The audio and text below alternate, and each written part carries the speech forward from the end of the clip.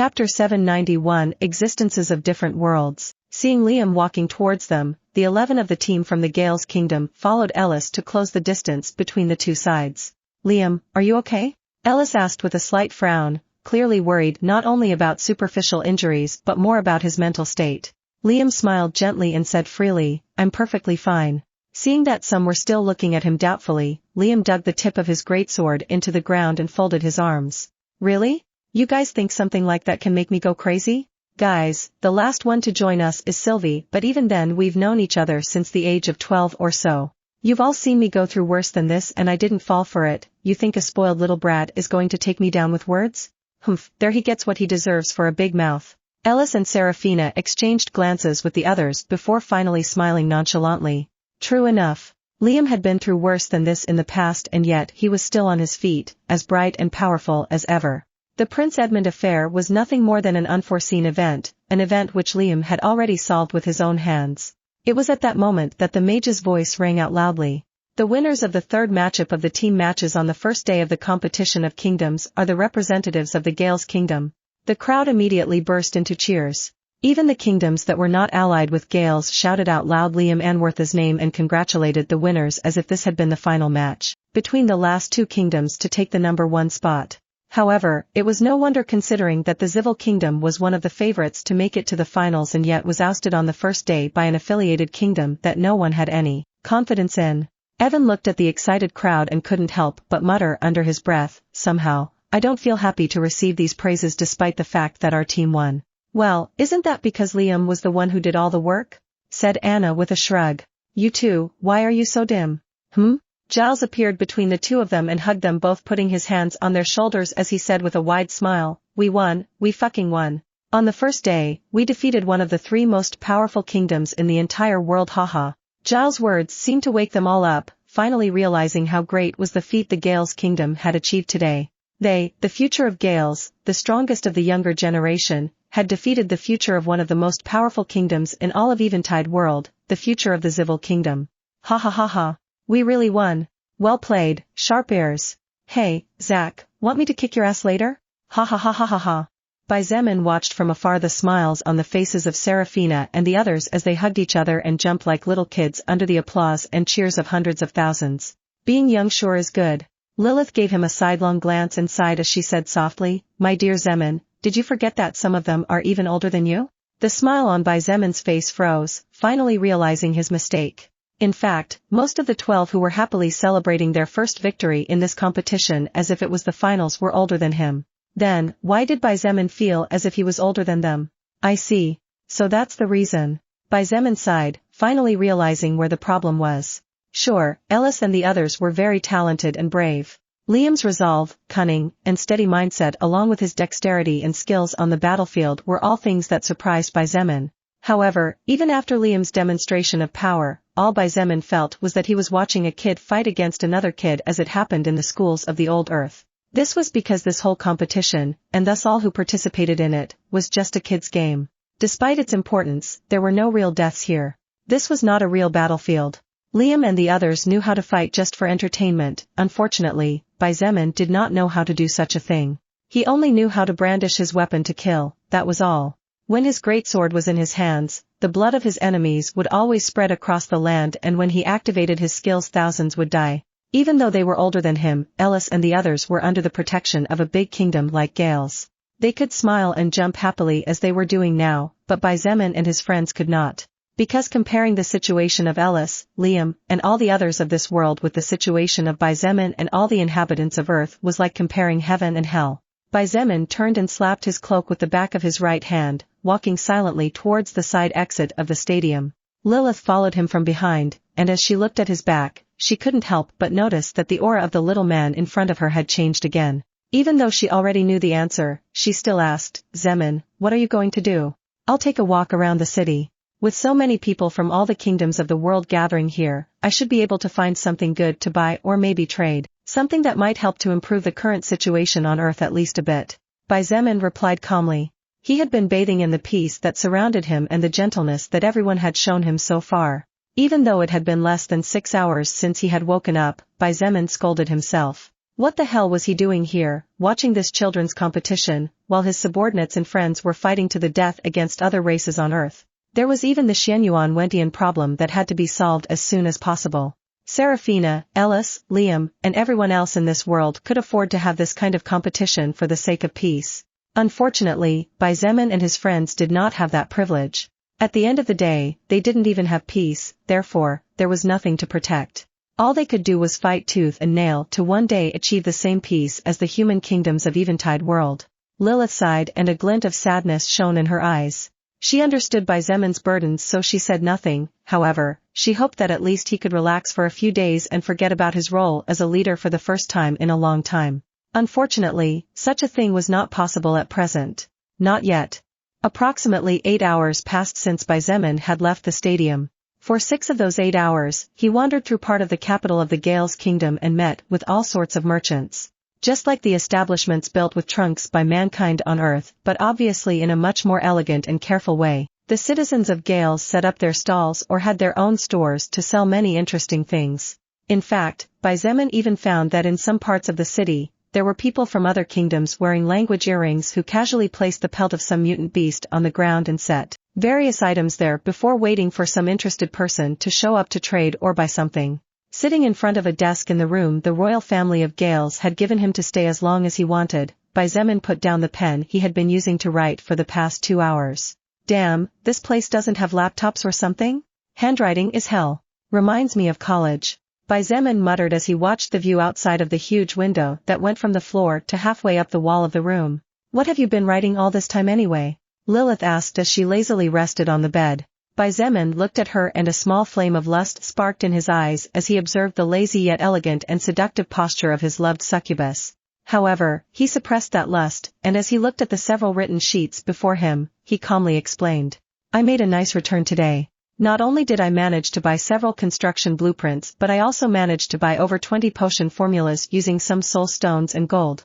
I understand about the construction blueprints, but what about the potions? The plants on Earth won't necessarily be the same as the ones in this world, you know that too, don't you? Of course, I do. That's why before I bought the formula I made sure to check the copy of the herbs found so far by the botanical teams of our faction.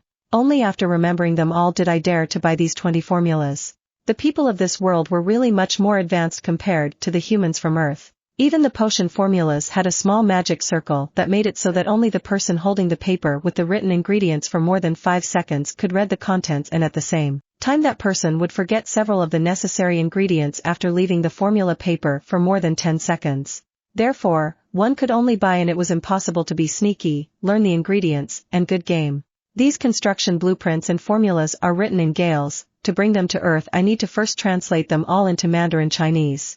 Xietain explained as he made sure he had written everything right and without mistakes. His eyes sparkled as he whispered to himself, concrete fortification, mana-based woodcarving, magic fire watchtower, initial sacred defense statue, timed stamina potion, timed power potion, potion to increase movement speed by 40 points for 10 minutes.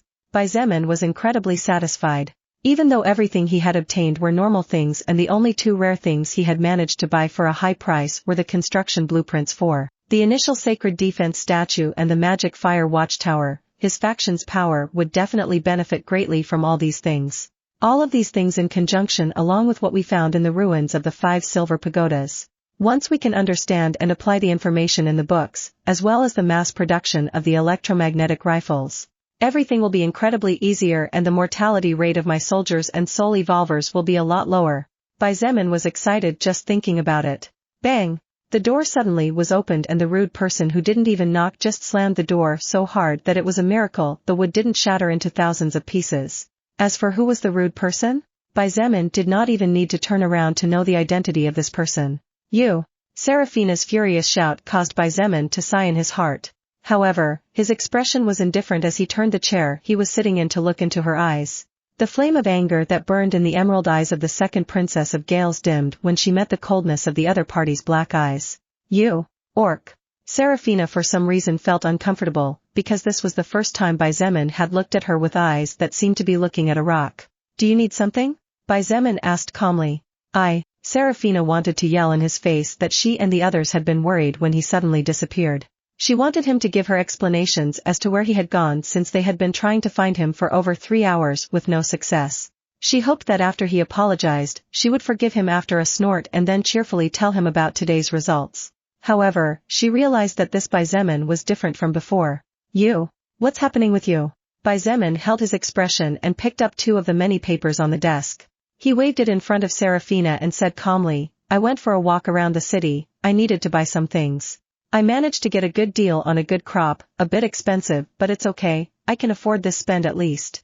Seraphina was able to read one of the papers. She identified it as a low-level formula for brewing potions that decreased stamina consumption by 2% for 20 minutes.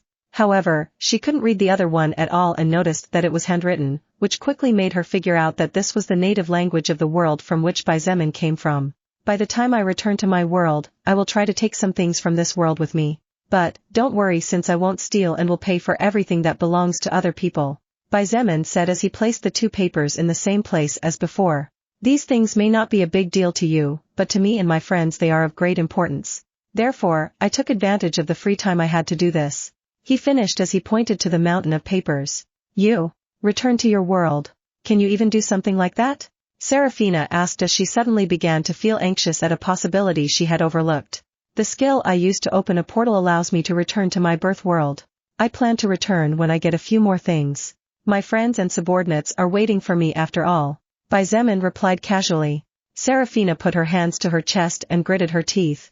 Then, she looked at Xietain like an angry little lion and shouted loudly, then why don't you leave right now? You stupid orc. She ran out after activating some skill and didn't even close the door.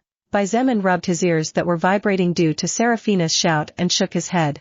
His indifferent expression broke and a bitter smile appeared on his face as he walked towards the door to close it.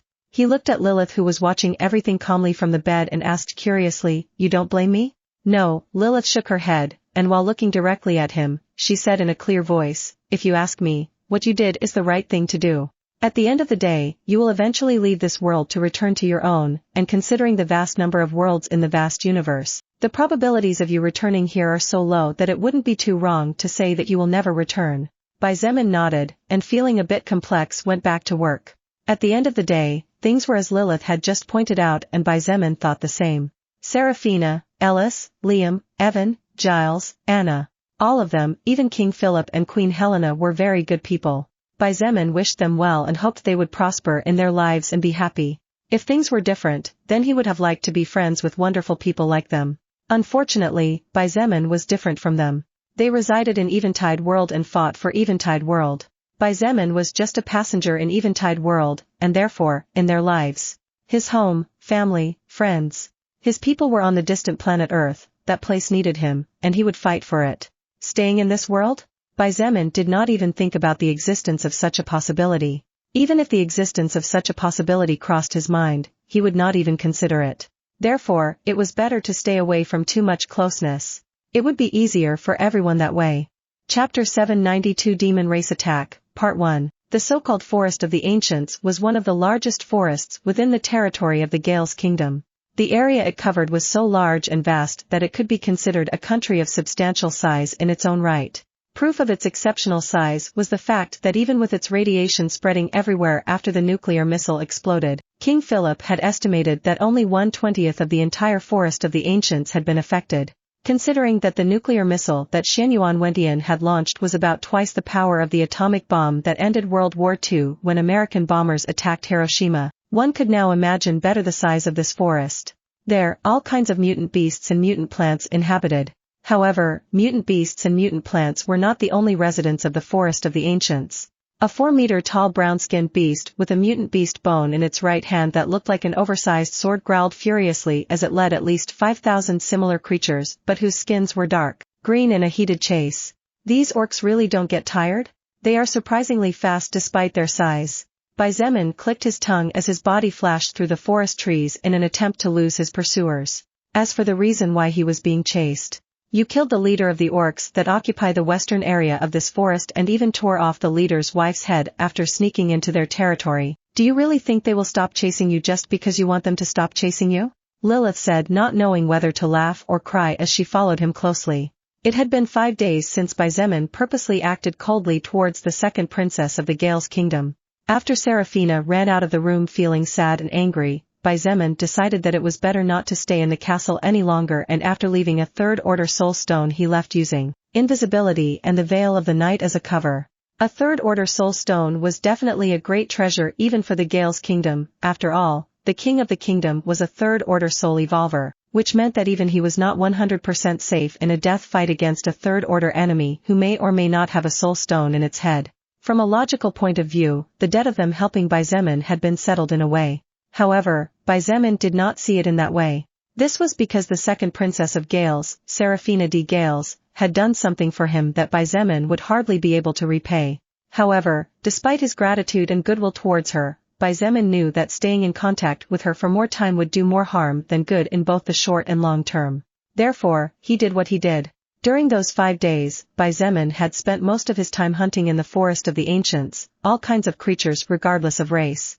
Except for sleeping at the top of tall trees for 2 to 3 hours per day, stopping to eat for 30 minutes, or going to Bearcrest City to sell monster corpses after removing the soul stones from their heads, the rest of the time was spent hunting. With the death of the orc leader and with the fall of the leader's wife, the orcs of the western part of the forest will soon enter into disputes to see who will be the new leader and will probably get out of control. But none of that is my problem, Xietain said casually as he looked over his shoulder at the stubborn orcs. They were all powerhouses among the soul evolvers of the orc race as they were in the second order, while the one leading them now was in the initial levels of the third order. As long as I bring the head of these two to that noble of the Gale's kingdom, I'll be able to get that damn fruit, to get the rest of my soul completely cured once and for all, Xietain said as he turned around and waved his hands towards the sky. As for all of you, you can all die since you don't understand how kind I was being by not slaying all of you. Bah, shameless. You clearly weren't planning to let them go from the start, or else you wouldn't have lured them here. On the sides of the forest, on the trees, on the leaves, on the rocks, on the grass, and on the ground, large amounts of fresh blood suddenly began to move strangely as waves of mana caused a certain stimulation after the activation of a magic skill. It was the trap that Xietain had set earlier when he foresaw that the orcs would chase after him. After all, his soul was not yet fully recovered, and although the number of enemies was not a problem, their power was. Approximately 5,000 second-order orcs with overwhelming strength and 1/3 order orc. The dark red blood took on a bright crimson color as in moments they turned into thousands of thick magical chains. However, if one looked carefully one would be able to see that amidst the bright crimson, there were tiny golden dots around the chains. Swoosh, swoosh, swoosh, swoosh, swoosh. The orcs clearly did not expect this kind of trap, therefore, by the time they realized what was happening it was too late to retreat. Approximately 3,500 of them were tied by the blood chains, and despite the relentless struggle, they planted the thick chains only creaked but showed no sign of breaking anytime soon. Less than 2,000. Xietain muttered as he fiercely punched forward with his right fist wrapped in a golden dragon claw gauntlet. Boom! The third-order orc was forced back over 60 meters, crushing several trees in the process after taking the punch from the human that was not even half its size. However, the fact that Xietain did not hold back on that punch and the orc was still standing was proof that his power was not at its peak, and it was also proof of how terrifying the orc's strength stat was. I have no choice but to use that legendary technique.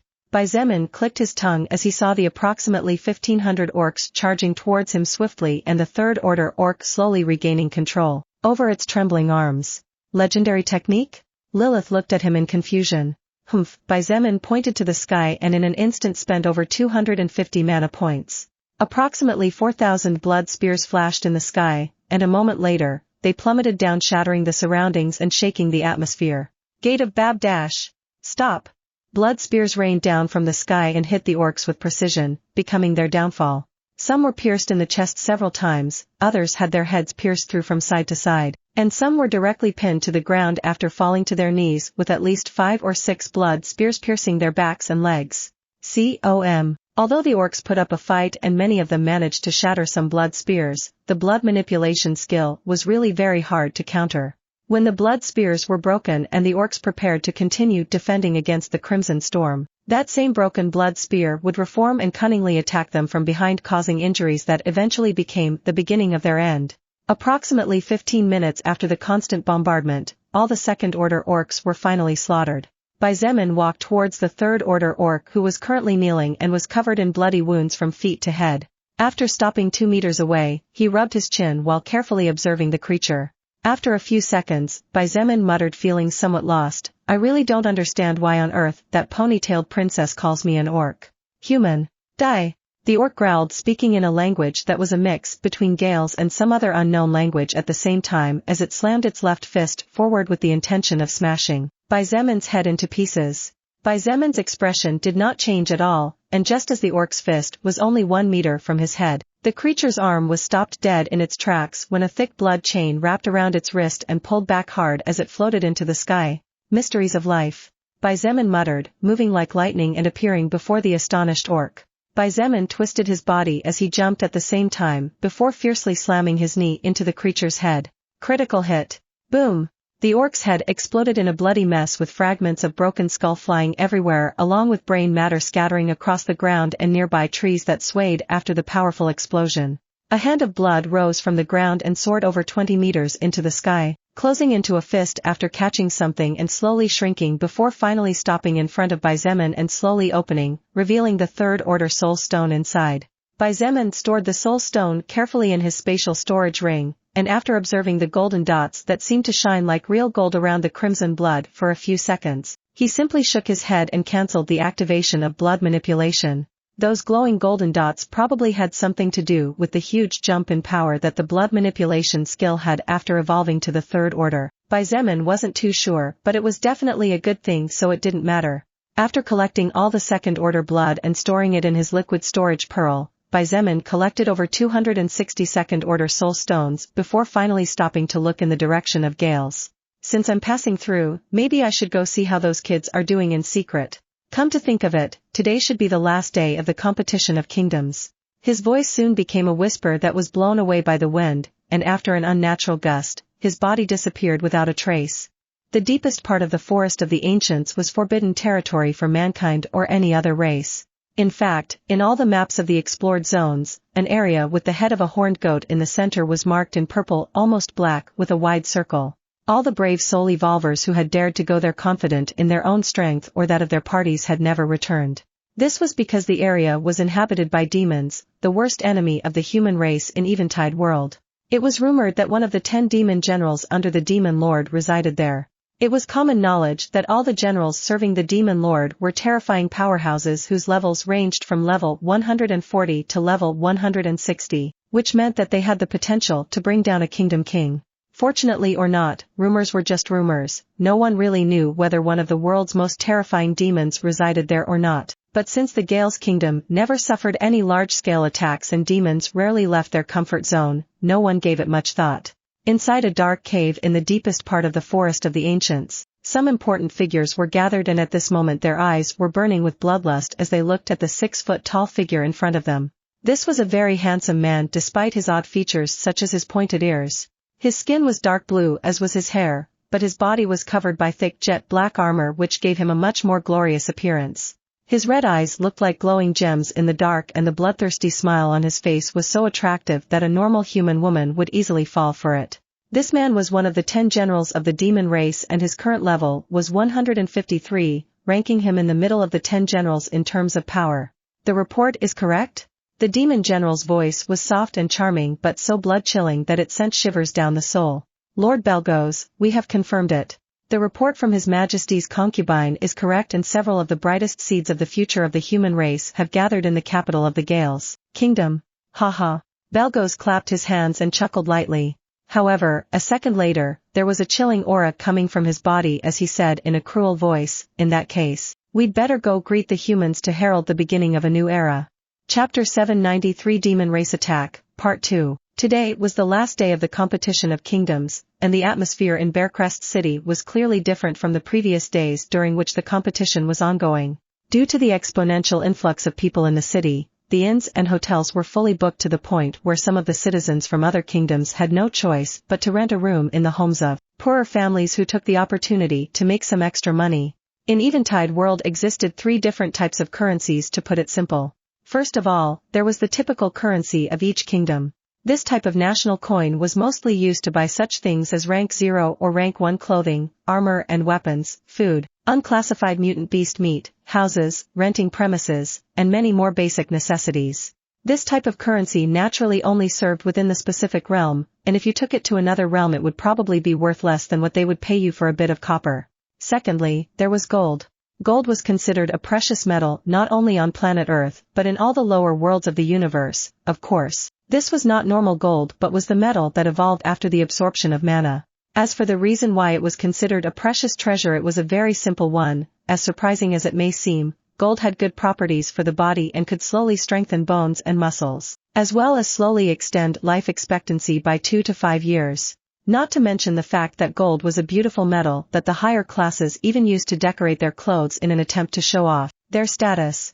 Gold was used to buy everything that could be bought using the typical currency of each kingdom, except that, unlike the typical currency, the amount of gold needed to buy something was much lower. And unlike the typical currency of each kingdom, gold did not lose its value when traveling to other kingdoms. Finally, in third place were the soul stones. The uses of soul stones were many, and while in the hands of normal humans they were worthless, the value of these beautiful small stones was greater than almost anything else in the hands of a soul evolver. If one wished to buy clothing, armor, or weapons above rank 2, then that person had to pay the right price using soul stones. A soul evolver could even buy treasures or skill scrolls from the system using high-quality soul stones. At the same time, a soul evolver could use soul stones to buy first order or higher mutant beast meat, and just like gold they did not lose their value when taken to other realms. There was no doubt that the Gale's kingdom would experience a great economic leap by the time this competition of kingdoms ended, after being favored as the chosen site where this generation's competition took place. From gold to soul stones, Gales would be favored even if they did not happen to be among the favored kingdoms in case their parent kingdom did not beat the other two. However, the Gales kingdom seemed to be crushing in the competition. Hey, are you going to watch the final match today afternoon? Ha ha ha, of course, I am. I'm not missing it even as a joke. Gales really managed to defeat all the opponents they faced. Even the 3 most powerful kingdoms in the world were defeated by its 12 geniuses of the younger generation. Really, who could have expected that other than Liam Anworth, the first Princess Ellis would actually have such monstrous talent? She even managed to hold off the assault of the 2 second-order soul evolvers from the Ajax kingdom for over 30 minutes without even taking a step back. Hey, what do you think about the second princess? The second princess Seraphina really managed to be the biggest surprise of this tournament. Who knew that at the age of 16 she had actually already completed all the requirements to advance to the second order? Don't forget how powerful her magic skills are. 2 or 3 swings of her magic staff were enough to turn her entire team into even more terrifying monsters than they already were. Who do you think will win this afternoon? The Gale's kingdom or the Azure kingdom? I think Gales will be the winner. If that monster named Liam wasn't with them it might be different though. Really, I don't understand why a demon is allowed here. Don't forget the weapon of the Prince of the Azure Kingdom. That weapon seems to be a very powerful treasure. Even a second-order warrior wielding a great shield was knocked down after only 3 attacks. Even a demon might not be able to stand for long against that thing. The city guard had several problems containing the excited crowd.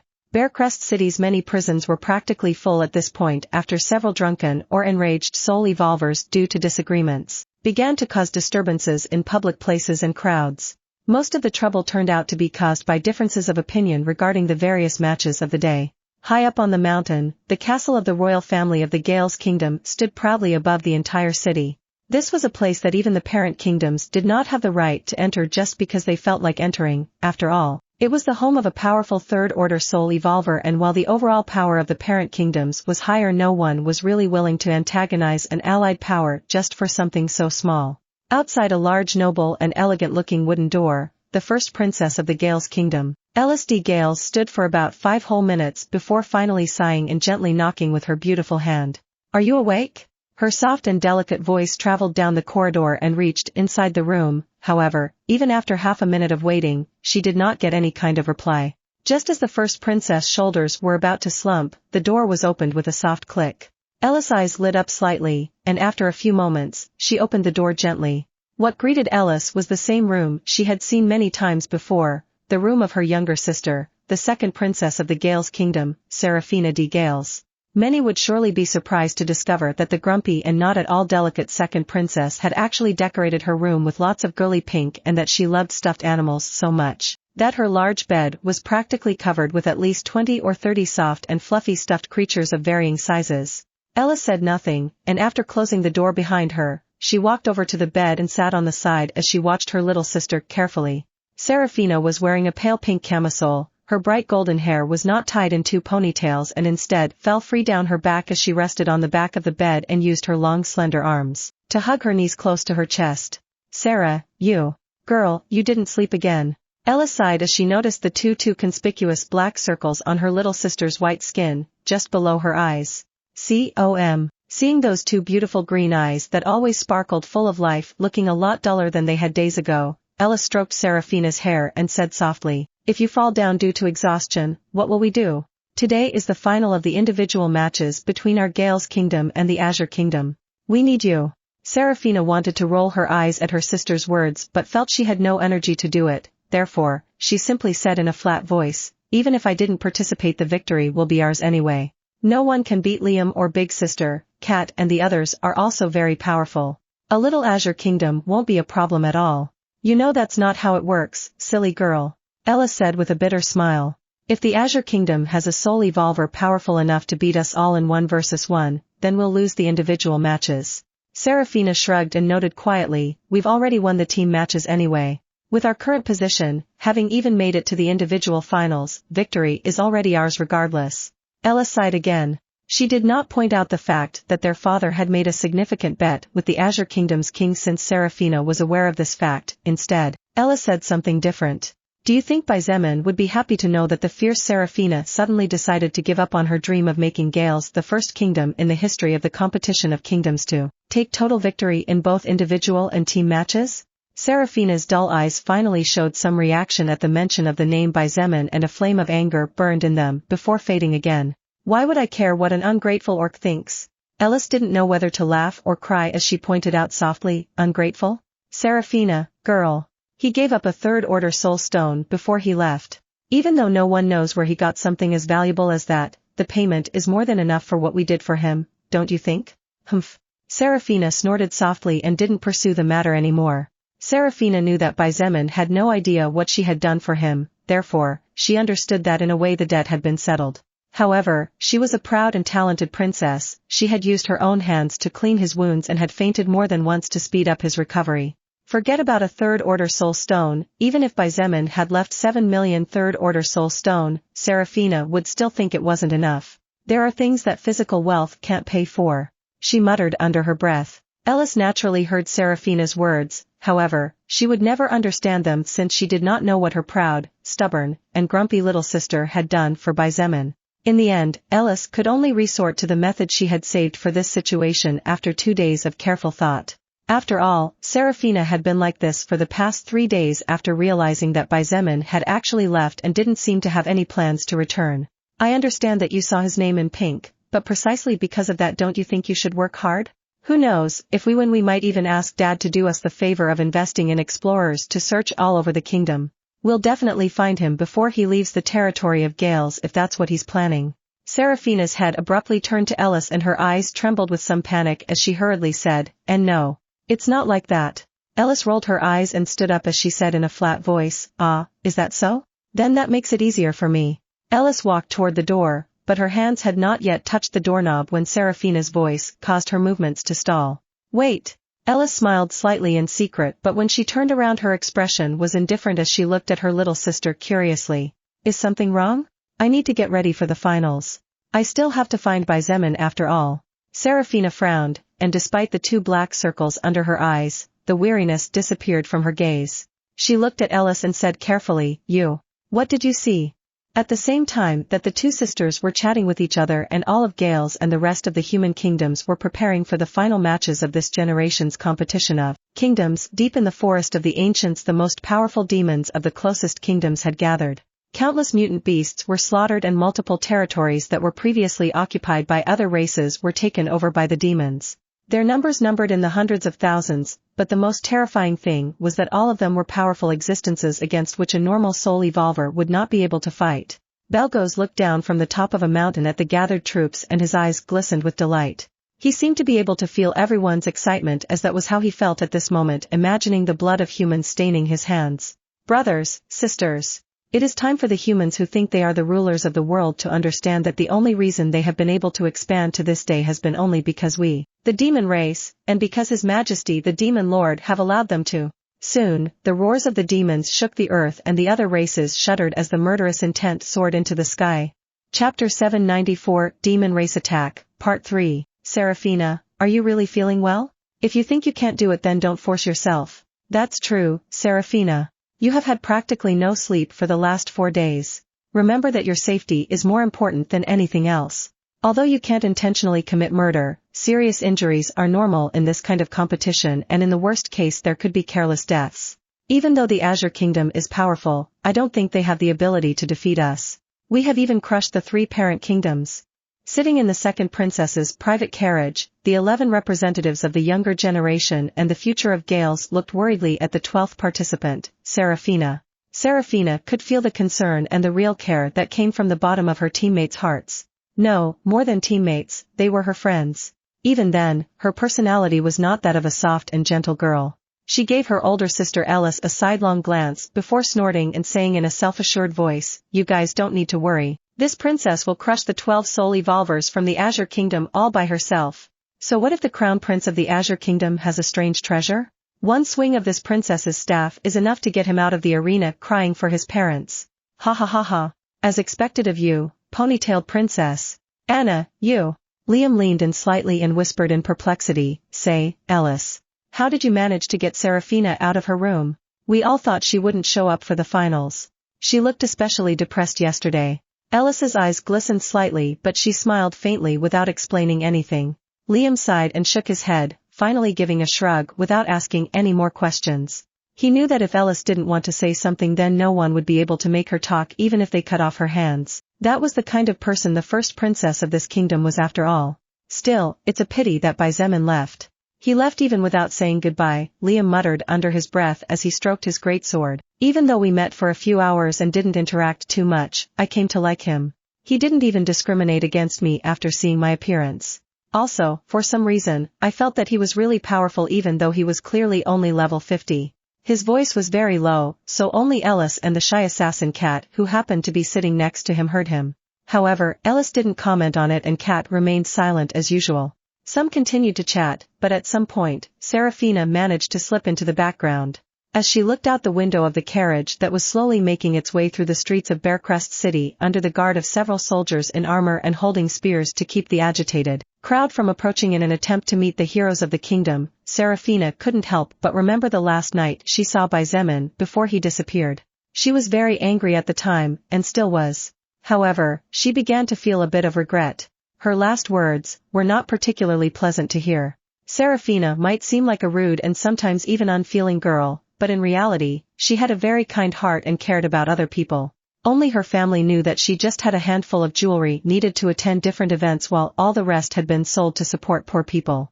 Despite being only 16 years old, she was more mature than she let others believe. Therefore, with a cooler head now, she regretted shouting those words at Baizemin back then in a burst of blind anger. What if he really did return to his world? Seraphina closed her eyes and shook her head without even wanting to think about it. Her rebellious personality returned as she clenched her teeth and fists. "You ungrateful orc! You bastard! You just wait until this princess gets her hands on you and I'll bite you to death." Just then, the gong that hadn't rung for several generations shook the entire city when someone struck it. For 2 or 3 seconds, the citizens of the Gales Kingdom froze, as did the others. However, their faces soon turned terribly pale as they remembered what was the meaning of the sounding of that gong that even now continued to resound noisily from the top of the mountain. Every king every 10 years made sure to remind the citizens of what that gong represented, even though the last time it had been struck was over 450 years ago. Demon attack! The demons are coming!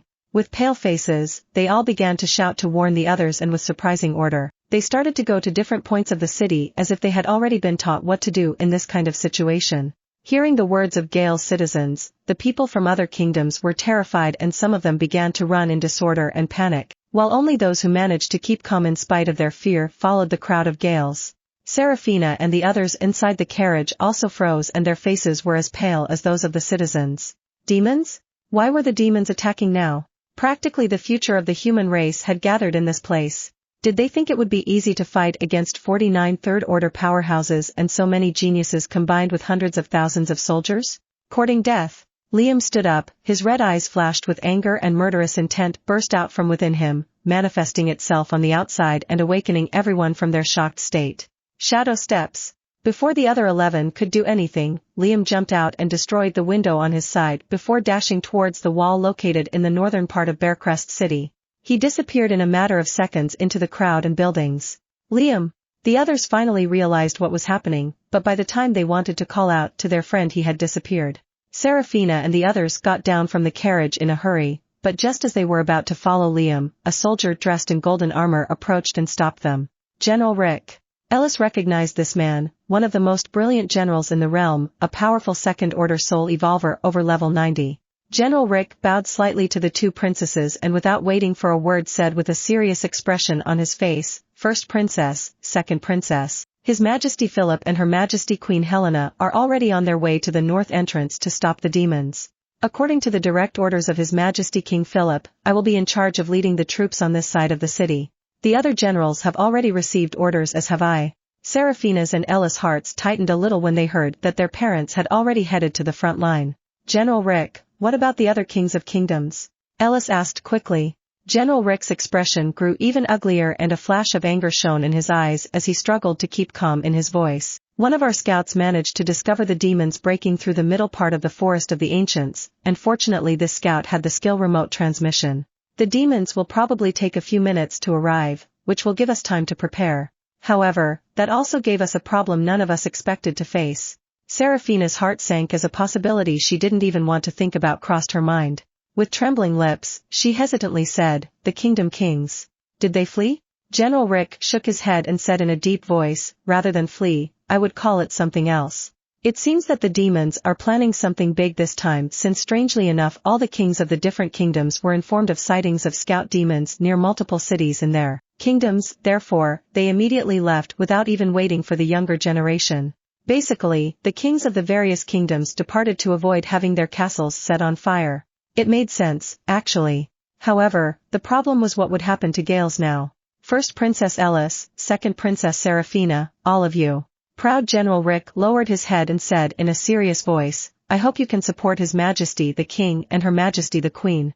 I know you are the future of our kingdom, but I'm afraid the north side might be in trouble as His Majesty ordered all of us generals to spread out inside the city and along the flanks, carrying only a little over 50,000 men with him.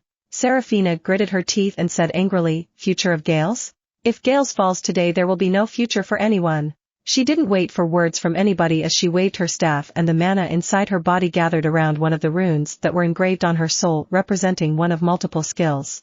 Divine Agility. Immediately after those words left Seraphina's mouth, a faint halo of silver light covered the feet of the 10 members of her group and they all received the same message from the soul record. World Priestess Serafina de Gales ha utilizado una habilidad de beneficio sobre ti. Durante los siguientes 40 minutos, tu estadística agilidad aumenta en un 30%. World Priestess Serafina de Gales has used a buff skill on you. For the next 40 minutes, your agility stat increases by 30%. This was the first time Seraphina used such a powerful skill to buff a person, therefore even her sister Ellis looked at her very surprised and couldn't help but rethink her little sister's true power. However, Seraphina didn't give anyone time to say anything when she said in an authoritative voice, come with me. We have to support to defend the North Gate with Liam and the others. Seeing Seraphina moving away in a flash of silver light, the others did not delay and immediately followed her without hesitation in their steps. General Rick bowed again in the direction of the young people who were at least 3 times younger than his age and turned to the soldiers behind him before shouting in a loud voice, move. Start rallying the surrounding troops near the church tower in the western part of the city. The whole city went into motion and the people were like ants agitated trying to extinguish a fire. Approximately 30 minutes earlier, Xietain cloaked in a black cape covering his entire body and face came out of a middle-aged western-looking mansion. People walking past him looked at him weirdly but only for a moment before going on about their business. Although it was not normal to wear a cloak in broad daylight in the middle of the city, some people played at acting mysterious so no one said anything about it. Of course, Xietain was covering himself to avoid being recognized in case he met Seraphina or someone else and not to act mysterious. After all, he mistakenly believed that after so many days everyone should have moved on with their lives, and perhaps only Serafina occasionally remembered him, so it was best to avoid direct contact. Xietain looked for an inn, but naturally, all the rooms were occupied, so he waited for a person to come downstairs and stopped that person. After some bargaining, Xietain managed to buy the person's stay for 5 times the price she had paid. Xietain didn't really care about luxuries, he just needed a safe place for what he was about to do, since he didn't dare to do it in the mutant forests. Sitting down on the bed, he pulled out a small pale blue fruit from his storage ring. This fruit was called fresh soul fruit and was a rarity among rarities. It was part of the reward Xietain got from an important nobleman of the Gales kingdom after handing over the heads of the orc leader and the orc leader's wife to the man who had lost his daughter and wife during an orc assault on the carriage they were traveling in 14 years ago. Fresh soul fruit, rank 3, a fully ripe natural fruit that usually grows blessedly in cold climate environments with high concentrations of mana and record fragments. It takes 300 years to ripen, and if plucked before the ripening process is complete, the fruit will die 24 hours later. Effect: heals 5% of damage received on any soul of 4th order or lower after consumption. Side effect: after consuming the fruit, you will not be able to move your body for 60 minutes while the soul absorbs the properties of the fresh soul fruit. With this, I will finally be able to return to my 100%. Xietain sighed in relief and lay down on the bed before biting into the fruit several times and swallowing the pulp that surprisingly tasted delicious despite its peculiar color. Little did Xietain know that after 30 minutes with no problems, the last 30 minutes of waiting to be able to regain mobility would be hell for him, but a lot worse for the rest of the city. Chapter 795 Demon Race Attack, Part 4. Wearing golden-colored armor with silver edges, the King of Gales, Philip D. Gales, stood at the front along with several other warriors of mankind. The tension was tangible in the air as the mana churned in the rear of the human army made up of a total of 50,000 men. The mages raised their magic staffs in readiness for an immediate activation of skills at the slightest sighting of demonic beings, and the archers aimed their bows skyward with energy arrows or arrows that had been forged using bones of mutant beasts of 1st order and 2nd order. Wearing an imperial blue magic robe, the Queen of Gales, Helena Milbourne, stood at the front of the army of over 5,000 mages. Most of them were 1st order powerhouses, with over 900 having already reached the 2nd order of evolution.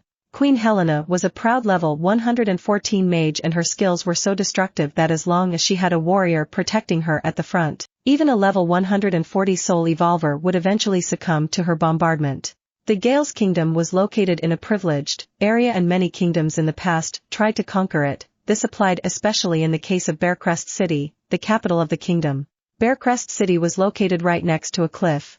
The royal castle had been built very close to the edge of the cliff on the mountain peak, while the sides of the city were partially covered by a series of mountain ranges that made the advance of enemy armies very difficult, not to mention the passage of large machinery. Leaving the north mostly uncovered, Bearcrest City was an easy place to defend but very difficult to harass. King Philip was giving the final orders while holding a small circular device in his hand.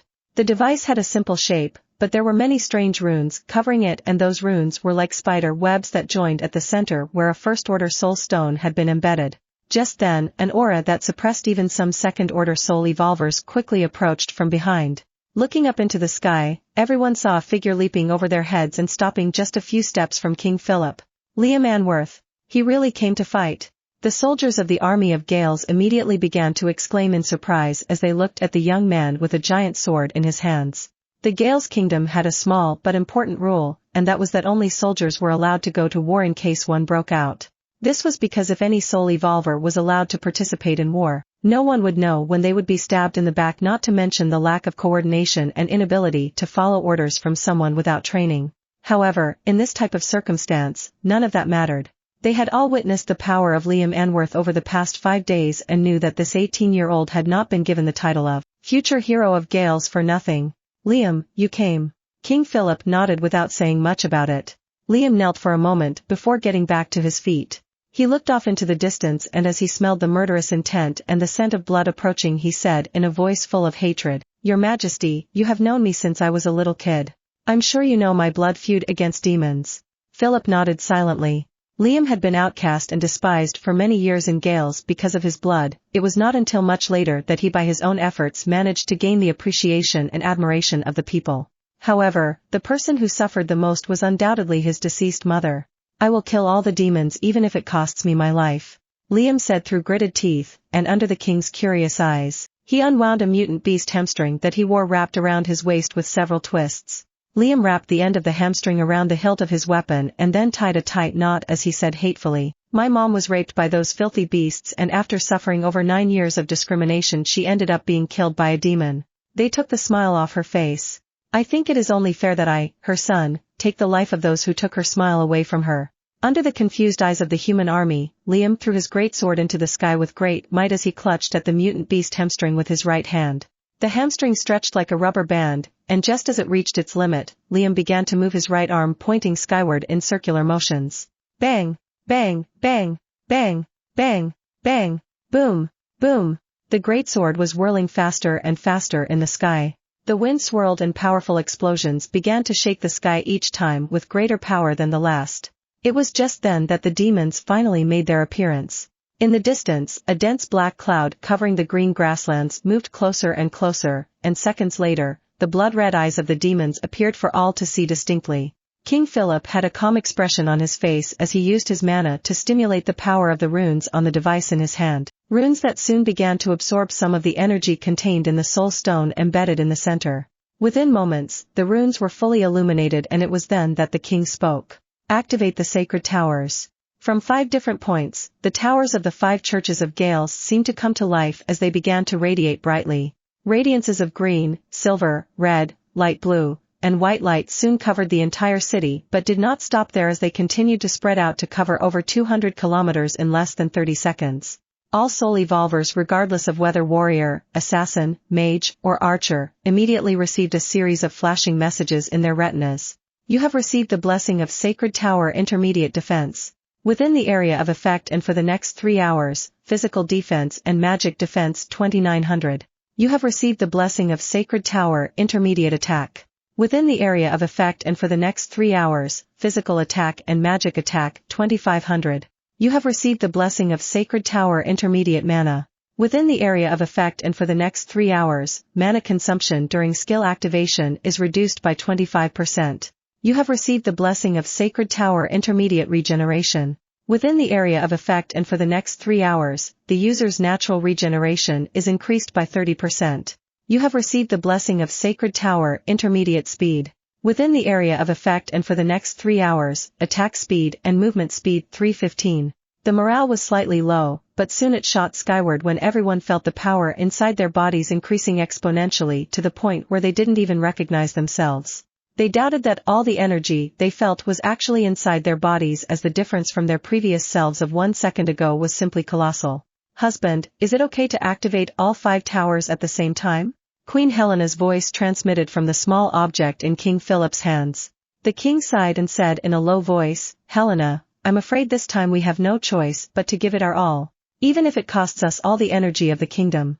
Before Queen Helena could ask more, several chilling auras rose from the distance. 7 third-order demons. King Philip muttered with a bitter smile on his face. However, as he looked back and saw the faces of his men, as well as the city walls behind them, his expression turned fierce. The light green ring on the ring finger of his right hand glowed slightly, and then, a golden spear appeared in the king's hands. This spear was one of the most important treasures of the kingdom, the king's weapon of every generation. A weapon that was over 1,000 years old since its appearance but was still among the most powerful weapons in Eventide world. "Get ready to fight." The king's voice thundered and the soldiers responded fearlessly. Swords were drawn, shields raised, bowstrings pulled back, and glowing magic circles shone in the sky. Huge amounts of mana lightly shook the atmosphere as thousands of active skills to boost stats temporarily or strengthen an attack were activated at the same time. However, the demons did not simply charge in, as they also began their own attacks. In fact, the visual display was much more striking due to their vastly superior numbers. As the warriors continued to advance with fierce expressions on their faces, the demon race mages stopped and raised their bone staffs. The mana inside their bodies trembled as tens of thousands of active skills surged onto the scene. Tens of thousands of all kinds of magic attacks flew towards the human army at the same time as thousands of magic attacks and arrows flew towards the demon army. It was just at that moment that a voice full of anger and murderous intent shook the demons' hearts for a moment. "Demon Vanquisher!" That young man standing at the front of the human army, who was being treated like any normal human warrior by the demons despite his appearance, suddenly spun around and with a swift movement swung his right arm downward. All the demons participating in this attack were at least first-order soul evolvers, however. A good part of them stopped dead in their tracks as they looked up at the sky and saw a huge purple glow cutting towards them from great heights. One of the third-order demons who planned to wait and have some fun listening to the wailing of the humans could not help but have his expression change as he felt the terrifying measure of power contained in that attack. Even before the attack hit the ground, the demon already knew that a good portion of the demonic army would be wiped off the face of the earth. Therefore, and without hesitation, he rushed forward. Blood force! The goat-legged demon roared and with a mighty stomp soared skyward in an instant. Die! Liam roared with bloodshot eyes as he used every point of strength in his body to increase to the maximum possible power behind his attack. Within an area of approximately 2,000 meters with Liam's greatsword as the center, all of the demon's magic attacks were crushed and exploded into the sky as they met with a powerful wind pressure that became a natural wall. However, the human mage's magic attacks were not contained at all, and on the contrary, without the oppressive wind, they flew faster and more fluidly towards the army of demonic warriors. Boom! Boom! Boom! Boom! Boom! Boom! Boom! Blood and scorched flesh flew everywhere as the earth rumbled and the skies shook from the explosion of thousands of focused magic attacks at a single point. Powerful shockwaves spread everywhere and in less than a second tens of thousands of first-order demons were slaughtered. It was also at that moment that the blood-red fist of the third-order demon and Liam's greatsword surrounded by a brilliant purple glow descending from the sky met. His fist had barely touched the enemy's weapon, but the third-order demon's pupils contracted to the size of a needle as he realized how much he had underestimated this attack despite believing he had given it enough importance by using his third strongest attack to parry it. Boom! The greatsword seemed to find no obstacle at all as the demon was sent flying to the ground and was subsequently buried in a huge crater. Life or death was unknown to the other demons who looked on in disbelief at the scene. At the same time as the shockwave wiped out more than 5,000 demons, and watching from the sky, Lilith looked at Liam with a pale face. More precisely, what she was looking at was his greatsword and the hilt wrapped by the special hamstring. Why? Why is this kid? Why is this kid using the same attack style of that person? Chapter 796, title spoiler at the end of the chapter. Continue the charge. Roared a third-order demon at the same time as she rushed forward at lightning speed and activated more than 5 skills to power up her physique in an instant. The other 5 third-order demons followed closely behind knowing that the other party only had 2 third-order soul evolvers and 1 second-order powerhouse with the power to fight against a third-order enemy. King Philip looked over his shoulder at his wife and nodded before dashing forward as he activated 3 skills to boost his agility, strength, and attack speed. A white blaze covered the king's spear, and with a seemingly slow motion, he stabbed forward once during his dash. The demon warriors advancing to meet the human army only saw a flash of white light pass by them followed by a gust of wind.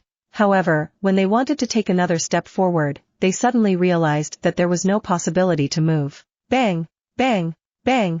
Bang! Bang! Bang! Bang! Bang! The heads of more than 6,000 demons exploded and purple blood rained on the ground, coloring the running path of the King of Gales in purple and boosting the morale of the humans who instead of waiting moved forward to face the demons. The 6 third-order demons realized that King Philip was powerful and therefore they communicated quickly using their eyes and moved according to the plan. They had collaborated many times in the past so they had good tactical understanding. In most cases a single glance was enough for the other to understand. While 3 third-order demons charged towards King Philip, the other 3 spread out in an attempt to get away in order to reach the normal troops and the city behind them. However, looks like you're underestimating me too much, demons. The voice of the King of Gales did not sound soft and gentle as in the past, quite the opposite as it sounded deep and brave like that of a hero who had experienced thousands of battles and had come out victorious in every one of them. Light speed stab. 4 of the 6 demons were startled when they sensed mortal danger and 2 of the 3 who had intentions of continuing advancing were forced to retreat at the same time as they used their own skills to deal with the light speed stabbing attack aimed at their hearts. Boom! King Philip backed up about a dozen meters, his feet sliding along the ground leaving the mark of his combat boots on the shattered earth. However, with his right hand slashing to the side and using the pressure of the wind to his advantage, his stance soon recovered completely and he stopped moving backwards. On the other hand, the 4 demons were surprised as they too were forced to retreat a dozen meters just like the human king before them. They were all demons above level 120 with powerful physiques but a single human managed to push them back even though they all attacked him at the same time. The 4 demons exchanged glances before one of them looked at the 2 who had stopped and were hesitating about continuing with the plan or moving back to help them. "You 2, keep moving on. We'll take care of restraining this little human king in the meantime." The 2 demons looked at each other and nodded before dashing sideways separately and within seconds disappeared beyond everyone's range of vision. They were clearly aiming for the city as they knew that inside the walls there were many more soldiers than outside. They had their own plans. The human troops and the demons had already engaged in close combat while the mages on both sides kept moving around the battlefield at the same time. They were throwing magic skills to the enemy side. King Philip looked back for a moment and relaxed a bit when he realized that it wasn't as bad as he thought it would be. Although the demons outnumbered the human soldiers fighting outside the city by a wide margin, the power of the 5 sacred towers had increased the power of every soul evolver in the human army tremendously to the point where even the weakest soldier now possessed the ability to fight 2 or 3 demons at the same time. Moreover, not all of the demons were left to face the human troops, but approximately 50% of them surrounded the battlefield and charged towards the city without encountering any obstacles on the way. The demons were simply too many, which is why King Philip did not place all his troops at one point but left most of them inside the city to protect the citizens of the capital. The total number of soldiers the Gales Kingdom had stationed in the capital was just over 230,000 while the total number of demons exceeded 700,000 by a considerable margin. With such a numerical difference, stationing all the soldiers in a single place would leave the city open for the demons to wreak havoc were it not for the wisdom of King Philip and his advisors. Soon, the sounds of explosions, roars, as well as curses, reached the battlefield outside the city. King Philip and the 4 Third Order demons had once again locked in hand-to-hand combat. The fight involving 5 Third Order soul evolvers was definitely not something that First Order powerhouses could participate in, and only Second Order existences with extremely strong and pure records could perhaps withstand a couple of rounds or stand their ground depending on their skills and combat style. Boom! Boom! Boom! Boom! The explosions resulting from the clash of King Philip's golden spear and the swords of the demons completely shattered the surroundings. Beautiful trees were torn apart and large cracks opened up in the ground as huge craters appeared one after another as the bodies of the 5 combatants flickered like ghosts and clashed in what looked like a dance of sparks as a result of the constant collision of metal. At the same time, on another battlefield, Liam was fiercely fighting the Third Order demon that had jumped to parry his initial attack, failing miserably and taking heavy damage in the process. The Third Order demon was covered in blood from head to toe and his right arm was broken, hanging off the side of his body and with no chance of being used again soon as all the bones had been pulverized. However, he was still a level 119 demon, therefore, despite his miserable wounds, he somehow managed to barely withstand Liam's attacks even though it was clearly visible to anyone that it was only a matter of time before he would be slaughtered. Liam's expression was bloodthirsty as he used the mutant beast hamstring to swing his greatsword back and forth while constantly activating multiple skills at the same time, clearly wishing to end his enemy's life as soon as possible. At the same time as he engaged the 4 Third Order demons, King Philip burst out laughing. "Good job, Liam. Your Majesty, when I'm done with this filthy demon I'll come to help you. Ha ha ha ha ha." As long as Liam could contain that demon, King Philip didn't have to worry since eventually, the human troops would definitely win. After all, he was confident that he would be able to finish off the 4 demons in front of him within 2 hours at most.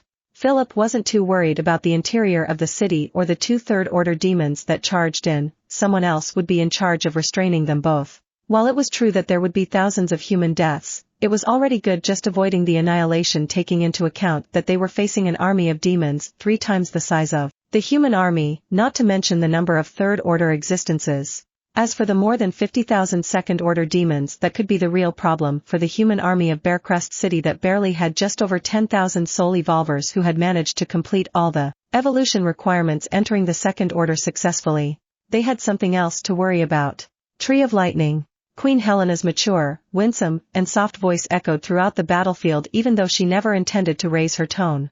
A perfect, leafless white tree with blue edges that crackled steadily rose behind her body. Several mages and archers made sure to stop the magic attacks aimed at the queen, currently focused on feeding her skill with mana, which was quickly making the lightning tree grow not only in height but also in power. The sound of lightning thundered louder and louder, alerting the demon army that tried to push the human army back in an attempt to reach the source of danger as quickly as possible but failed miserably. The tenacity of the humans shocked the demons who had not fought major wars against them for the last 4 centuries.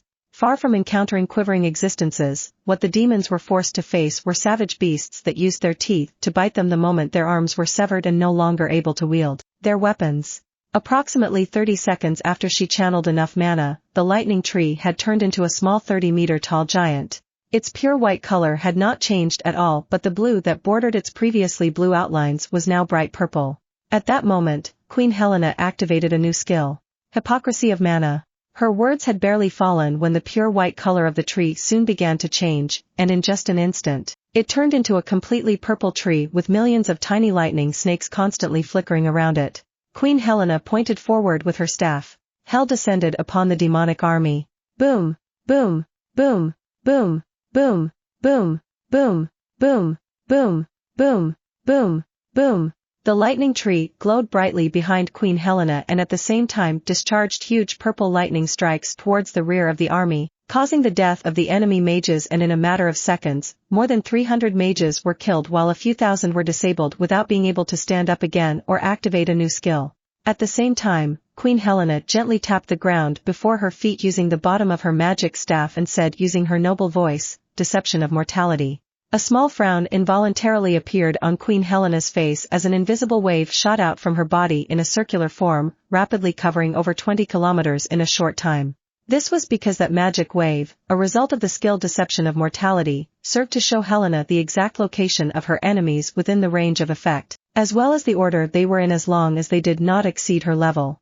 The mental pressure of receiving so much information all at once was too heavy. It was already very good for her not to scream out in pain. However, Queen Helena was fully aware of what she was doing, and she did what she did because she had a goal in mind. Fury of Logic. When Queen Helena activated Fury of Logic, the purple lightning suddenly stopped focusing on first-order enemies so much and instead began to move like intelligent dragons, targeting second-order existences that soon began to despair at being targeted by such a powerful third-order mage. The second-order existences were very powerful, especially the physical body of the demons. However, the magic attack power of Helena was simply colossal even for someone on her level. Boom, boom, boom, boom, boom, boom, boom, boom. The battlefield was practically completely dyed purple. No matter what barrier-like skills the enemies used or treasure they activated, a single lightning strike from the lightning tree was enough to kill most of the second-order existences that were hit, and those especially strong ones that managed to survive with serious injuries after the first strike was finished off after being hit by a second lightning attack seconds later. The human soldiers cheered loudly and their morale soared even higher while the morale of the demonic army began to plummet. They were not nearly as frightened of the mighty King Philip who had single-handedly stopped 4 third-order soul evolvers, but were more frightened of the woman who was practically single-handedly annihilating them and sending them on the path of extinction. Standing before the purple lightning tree, with a serious expression on her beautiful face and charming body, Queen Helena looked like a goddess who had descended into the world to save mankind from danger. For approximately 40 minutes, Queen Helena did not stop her activation of skill after skill as the lightning tree continued to scourge the demons. She proved to humans and demons that she was not just a beautiful woman who came from an important noble family, she proved that she was not just a woman who luckily married the King of Gales. Helena demonstrated with pride and nobility that it was not for nothing that she was considered one of the most powerful mages of the entire human race in Eventide world. During those 40 minutes, Helena had killed over 200,000 demons on her own, and the balance now tipped completely towards humanity. Finally, things seemed to get even brighter when Liam finally managed to finish off the third-order demon and joined King Philip. When Liam held one of the already wounded demons to restrain him, the King of Gales immediately increased the pressure on the other 3 by attacking with more ferocity. His golden spear was like a flash before the eyes of the demons who could only do their best to defend themselves as they were forced back constantly. In the sky, Lilith was no longer looking at Liam. Instead, her eyes were fixed on Queen Helena. A flash of regret shone in her ruby eyes as she muttered under her breath, "What a pity." Just then, Queen Helena's expression abruptly changed and she quickly tried to retreat in a hurry. Unfortunately, she had noticed the danger too late. An angry but still beautiful and lazy voice sounded from behind her back, "Damn human bitch, you've caused enough trouble and you still want to run? Ugh." The Queen of Gales' expression wrinkled in pain, and at the same time as she looked down, what Helena's beautiful purple eyes saw was a demonic claw that had shattered her heart and pierced her from back to front. Belgos waved his hand covered in blood casually, sending the body of the Queen of Gales rolling to the ground and opening her wound even more. He licked the blood from his claw and said with delight, "At least your taste is good. When I kill everyone here, I will eat your flesh along with that of your family. Generous of me, don't you think?" Lilith looked into Queen Helena's eyes and couldn't help but sigh in her heart. Even with her indifference to the life and death of other people, she felt that it was a bit unfortunate seeing a powerhouse who clearly had the ability to reach the top of the Fourth Order just dying, like this, barely at the initial levels of the Third Order. There was no lack of talents in the universe, but 99.9% of those talents failed to grow and succumbed in the grip of death. Chapter 797 World Guardian God Shield. Approximately 40 minutes before the war against the demons broke out completely, inside Bearcrest City. "Sarah!" Ellis shouted from behind as she tried to follow in her little sister's tracks. However, Ellis was surprised to realize that she wasn't actually able to catch Seraphina despite the fact that she had just activated a skill that boosted her agility in conjunction with the blessing she had received from Seraphina earlier. However, no matter how many times Ellis shouted, Seraphina did not stop and her focus was on moving forward as fast as possible in a hurried attempt to get to her parents' side as soon as possible to support them on the battlefield against the demons that would be arriving to the city soon. The other members of the team that was representing the Gales Kingdom in the competition of kingdoms of this generation looked at each other in astonishment before turning back to look at Seraphina, who with a bright silver glow covering her figure was moving more and more away. Quickly. Faster. Seraphina was sweating from nerves as she forced her body to move as fast as she could. She had activated every single skill she had to increase her agility regardless of the negligent consumption of mana. Unfortunately, before Seraphina could get too close to the city walls, the 5 sacred towers of the kingdom that were part of the most important defense Gales had were activated, and soon after, the roars of war came from outside accompanied by thunderous explosions. The second princess of the Gales kingdom began to panic as she felt the ground beneath her feet shaking. Her trepidation grew even more when she saw large numbers of demons breaking past the magic towers that kept shooting flames, lightning arrows, spears of light, etc. "No!" Seraphina shouted with a pale face as she saw that even under the fierce attack of the towers the bloodthirsty demons used their numbers to break through as if they were not afraid of being the next one targeted to die. A second-order demon laughed as he rushed towards a family belonging to another realm that in panic didn't know what else to do other than run without a clear goal in mind. "Stop!" Seraphina shouted and subconsciously waved her staff. "Meditation!" The sweet but anxious voice of the second princess reached the second-order demon's ears, and for some reason, he began to feel calmer.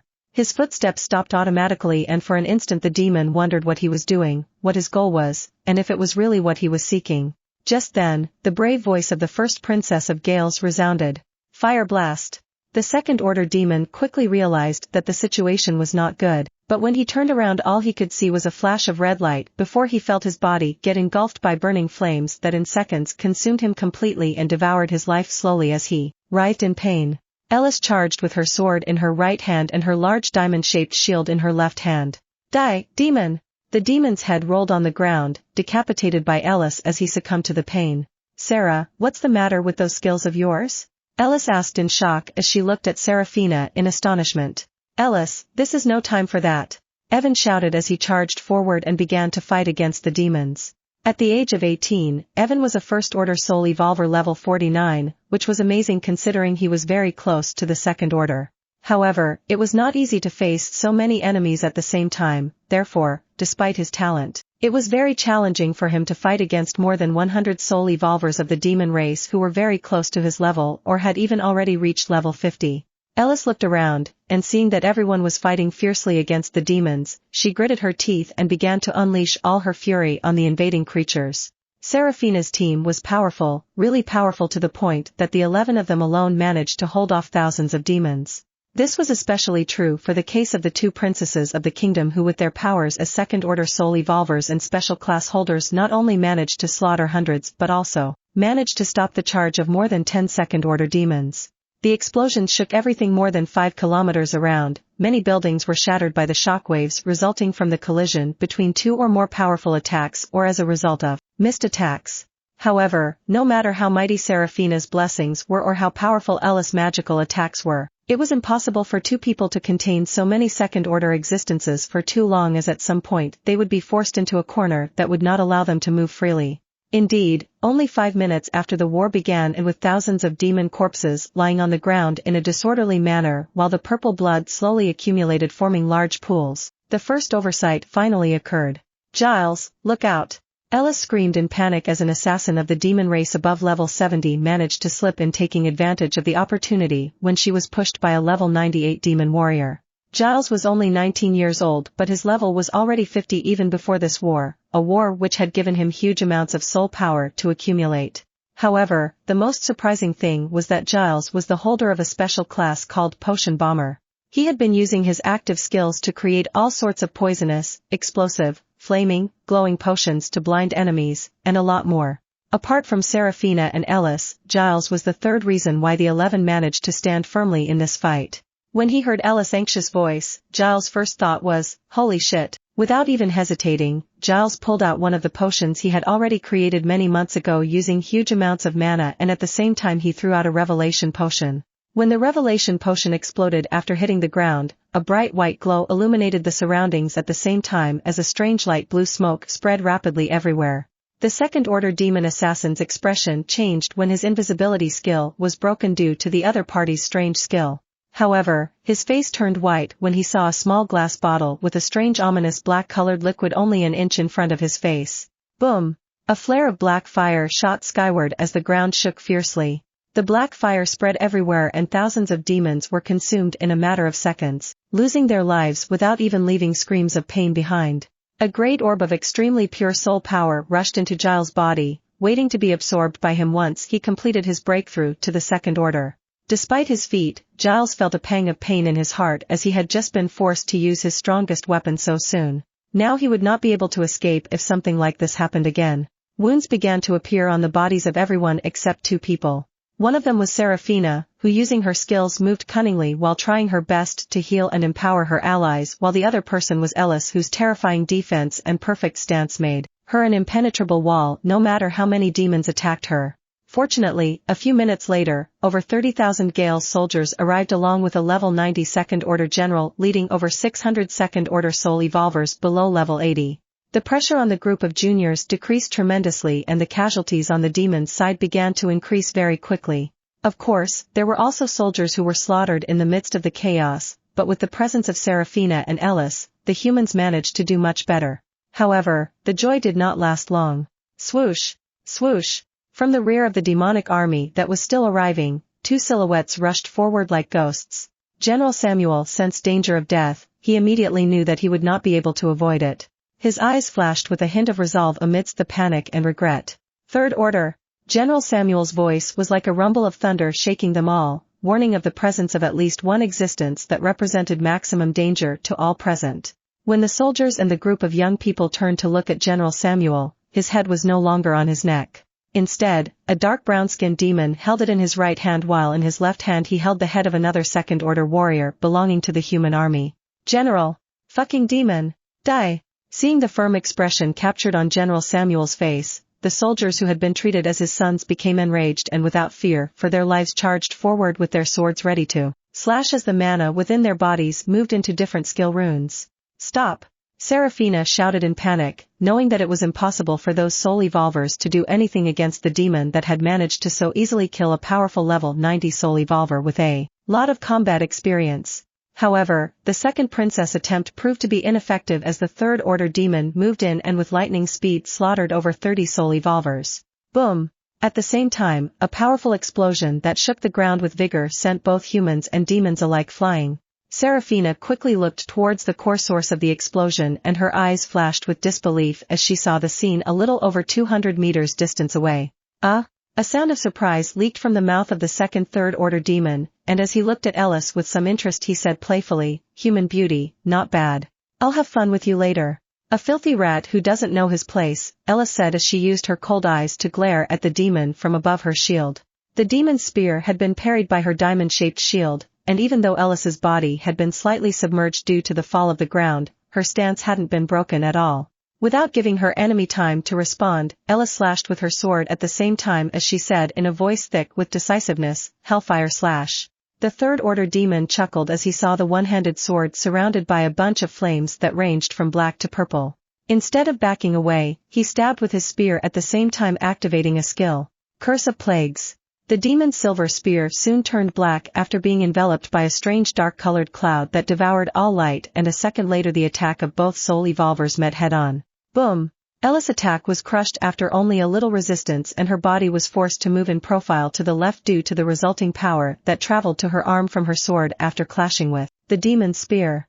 Just when the third-order demon thought he had successfully opened an opportunity, Ella surprised him by moving her shield in front of her at the last second. Boom! The first princess was pushed back over 300 meters, creating 2 long fissures in the process. However, her stance was incredibly graceful and firm as she held on tightly to her shield. I wonder how much more you'll be able to take.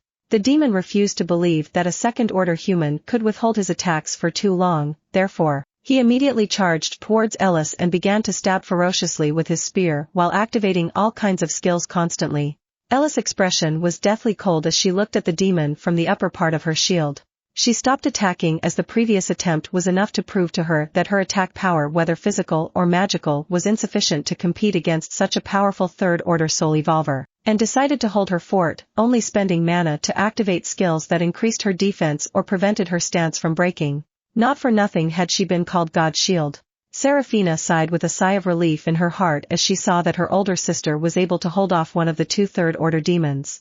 She looked at the third-order demon that in just 4 to 5 seconds had wiped out the lives of over 200 soul evolvers from the Gale's kingdom, and a flash of anger and hate blazed in her eyes.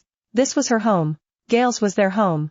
The citizens of this city were her second family, but many of them had lost their lives under the indiscriminate assault of the demons. Why did they have to attack? Why couldn't they stay in their places undisturbed? Seraphina gritted her teeth, and with a flame of rage burning in her emerald eyes, she activated her strongest skill, one that only worked on the person with the World Priestess class, her World Guardian. You have received assistance from the infant will of Eventide World by activating the unique 4th order skill, World Guardian. For the next 30 minutes, magic attack power 400% and all stats 60%. 24 hours after the end of the effect of the skill World Guardian, your stats will be reduced by 80% for 2 days. Bang! Everyone closest to the second princess was pushed back by a sudden burst of wind, and as they looked at her, they were shocked to see that her entire figure had been enveloped by a mysterious bright yellow radiance like that of the sun. Seraphina pointed her magic staff at the rampaging third-order demon, and her voice tinged with hatred and anger echoed amidst wails and explosions. Purification of glory. The third-order demon was perfectly fulfilling his role, slaughtering as many humans as he could with a smile of pleasure on his face. However, every hair on his body stood on end as he sensed danger that could not be ignored moving swiftly towards him from a distance. As he turned, a flash of fear shone in the demon's eyes when he saw a ball of white light filled with positive energy flying in his direction. Demons were particularly weaker to holy and light-type skills per se, but the magical damage behind this attack was comparable to that of a powerful third-order mage above level 115. Chapter 798 Demon General vs. King of Gales. On the main battlefield outside the walls of Bearcrest City, the human mages froze in their tracks and seemed to forget how to activate their skills. They all stared with horror-filled eyes at the blue-skinned demon standing only steps distant as the body of Queen Helena lay on the ground. None of them dared to move even a single muscle. They were not cowards. They were all brave enough to enlist in the troops of the Gale's kingdom after having reached a high level from countless battles. However, they were not stupid either. No one knew how, no one knew the way the demon standing with his right claw stained with the blood of Queen Helena had reached the bottom of the army of warriors and the front of the army of mages, without anyone being noticed. However, there was one thing they were all very clear about.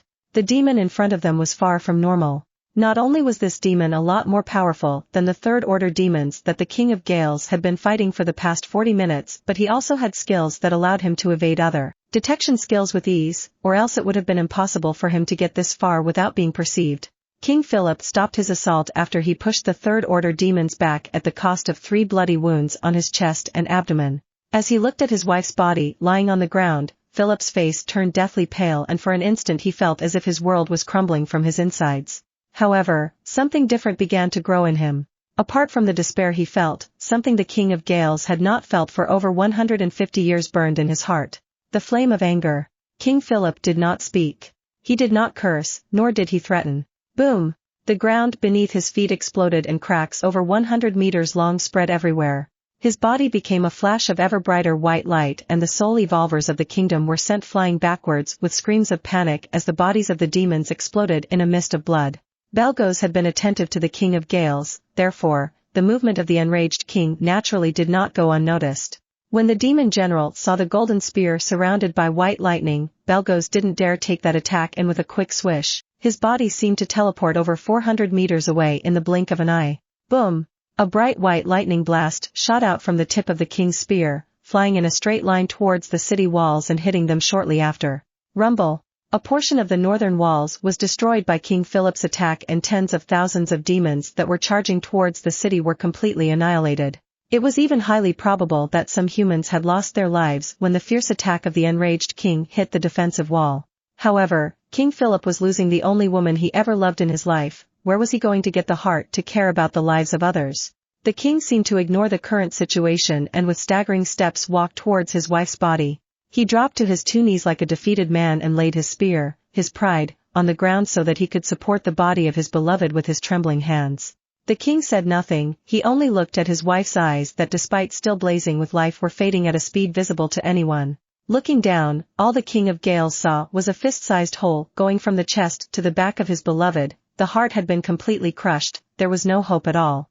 Queen Helena was aware of her current situation as well, she knew it better than anyone else. Her increasingly pallid lips quivered as her whisper-like voice strained to reach the eardrums of the man who held her dying body firmly enough to let her know how unwilling he was to let her go, but, at the same time gentle enough to show her how much he wanted to cherish her. RRY. King Philip tried to say something, but all that came from his trembling lips was a small sound similar to that of an old lion that had formerly ruled the jungle but was now injured and too tired to roar as it once did. Queen Helena struggled to move her arms towards her husband's face while looking at him with tender eyes. The lack of blood circulation and constant weakness at the loss of her strongest registers and soul power did not stop her from reaching for his cheeks. With as much delicacy and care as any woman in love, she brushed the tears from the face of the proud king who now mourned and wept silently as he looked at her with pain impossible to hide or confuse. King Philip did not speak. It wasn't that he didn't want to speak, it was more that he couldn't, as he felt as if a pair of cruel hands were tearing his heart apart piece by piece at this moment, so any words he tried to say resulted in nothing more than a low grunt. Using her last remaining strength, the Queen of Gales did not plead for her people. With the last of her remaining health, she spoke the names of 2 people. Sarah, Ellis, the 2 princesses of Gales, his daughters. Helena said the names of 2 of the 3 most important people in her life, proving that before she was queen she was a mother. Unfortunately, that was as far as she could go. King Philip did not fight the tears that fell down his face, and as he felt his queen's arms gently slide down his cheeks before falling powerless to the side, he let his body rest on the floor before caressing her pale cheeks gently. The war had stopped and the soul evolvers of humanity watched the scene with pale faces. They all wondered what would happen next. Queen Helena, the second most powerful soul evolver of the entire Gales kingdom as well as one of the most powerful wizards of the entire human race, had fallen in combat. King Philip, the most powerful soul evolver in the kingdom and one of the 49 strongest humans in the world, seemed devastated by the death of his wife. The human soldiers feared for the future. A few seconds of silence passed before the previously silent demons again showed their presence in the cruelest way possible. Oh, what a tender and lovely moment. Belgos clapped his hands as he let out a mocking chuckle. Ha ha ha ha ha ha. The demons' laughter shattered the silence into 1,000 pieces. They were a race that greatly enjoyed the misery of others, so instead of feeling sadness at the death of approximately 300,000 demons, what they felt was joy thanks to the gloomy atmosphere surrounding the humans. The soul evolvers of the Gales kingdom trembled with anger at the disrespect of the demons, however, none of them was angrier than the king himself. King Philip did not speak. He did not scream like an enraged or hurt beast either. After placing the lifeless body of his wife inside his epic-grade storage ring, the man fed the flame of anger that burned in his chest with the pain that threatened to tear him apart from the inside, and after picking up his spear with his right hand, he slowly stood up. Anger. One of the 7 deadly sins in many legends. Its flame could burn everything, even using other emotions as fuel. At the same time, anger could easily cloud people's judgment and even the kindest of people could become demons crueler than demons. Belgos' expression changed slightly as he noticed that beyond the tears that fell endlessly from the rabid eyes of the King of Gales, there was also bloodlust so high that it made even a proud general of the demon race like him tremble. Was King Philip a bad father? If anyone asked that question in any town or city in the Gales kingdom, they would probably be looked down upon by the citizens of the kingdom. Everyone knew how affectionate the king was with both princesses.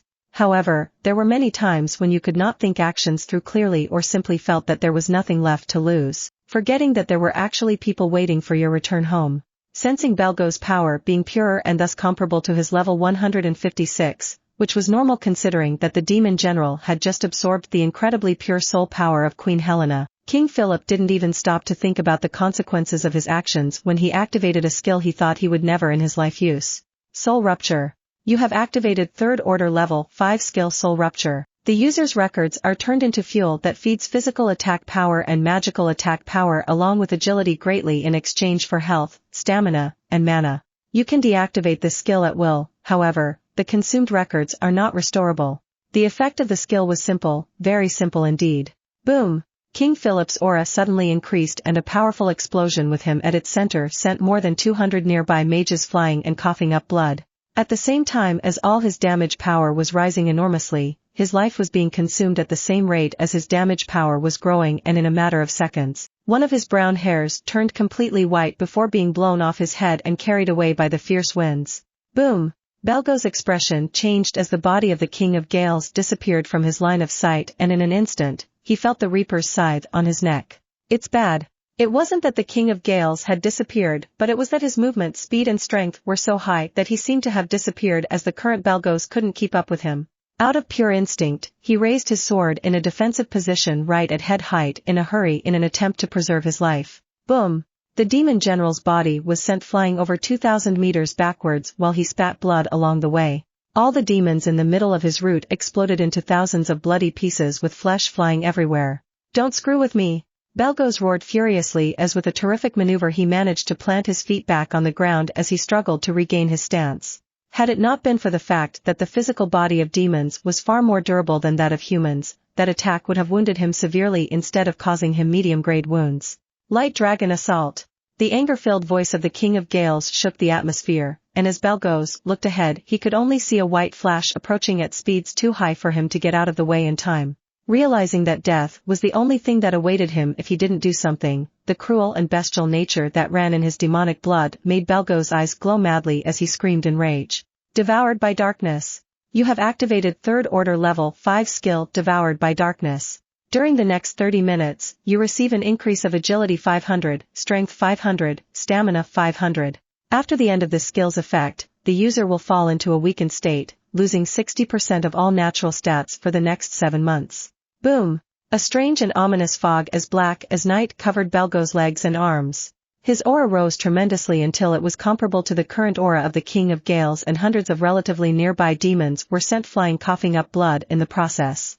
Activating Devoured by Darkness was something Belgos didn't count on. After all, the price to pay was too high. During those 7 months he would lose more than 50% of his total power, which would easily provide the opportunity for his enemies to take advantage. However, it was either that or die now. Seeing the dragon of white light enveloping the spear getting closer and closer, Belgos charged forward instead of backing away, and a white magic circle with black lines appeared on the blade of his sword. Decadence of the Stars. Boom!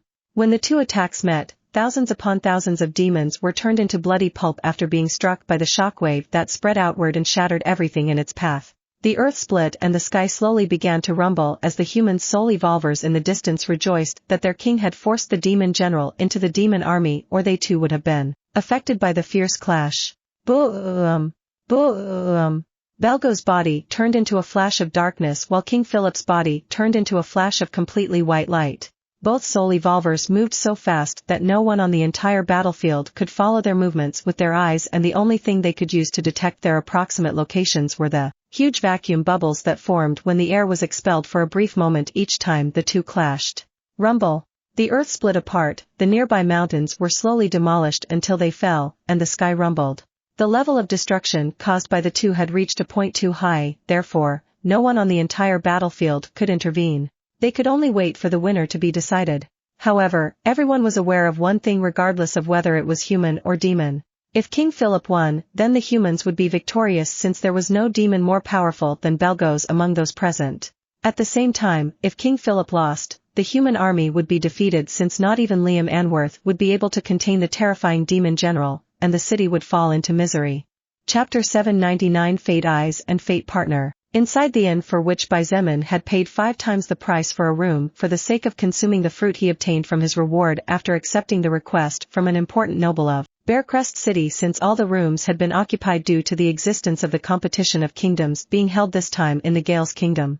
This place that until about 30 minutes ago was so crowded that even walking up the stairs was a bit challenging due to the large number of soul evolvers that had traveled either from other kingdoms or from other towns and cities of the Gales Kingdom was now almost completely empty. Most had rushed out in disarray approximately 30 minutes ago, while the vast minority had locked themselves in different rooms. Although they knew that these inns would not be able to withstand the attack of a powerful soul evolver, they felt safer here since their eyes could not see what was happening outside. Basically, they were self-deluding themselves. In one of the rooms, located on the 3rd floor, Xietain was lying on a quite normal-looking bed. His body was frozen and even his mouth was closed. Except for his eyes that wandered around with extreme caution, his entire being was in exactly the same position it had been in when the effect of the fresh soul fruit began to nourish his damaged soul. The first 30 minutes had been smooth and uneventful, as it was supposed to be. However, it was clear that Xietan's luck had been bad this time, as exactly 30 minutes later, the ground began to shake and the sound of explosions accompanied by what was unmistakable war cries made his heart clench in his chest. What the hell is going on outside? Xietain thought warily. At the moment he was nothing more than a lamb waiting to be slaughtered in the eyes of many. However, Xietain wasn't that worried, since as long as no second-order soul evolvers appeared, no one could hurt him badly even if he didn't move for a few minutes. The real problem was another one. Bearcrest City had been bustling but peaceful until now. The competition of kingdoms should be ending today. Could it be that a war broke out among the kingdoms? Xietain could only surmise such a thing based on the information at his disposal. It wasn't until several minutes later, when Lilith returned to inform him about the demon race's attack, that Xietain finally understood what was going on. However, there was something he did not understand. Were the demons stupid? Oh, were they too confident? From a certain point of view, this was a terrible time to attack. After all, the 49 strongest soul evolvers of the human race were gathered here. At the same time, however, this was a good time to attack. If the demons succeeded, then the human forces would suffer a catastrophic fall, to say the least. With the loss of those who held the race together, the demons would find no obstacles really difficult to overcome, and it would be a matter of time before all the kingdoms would fall.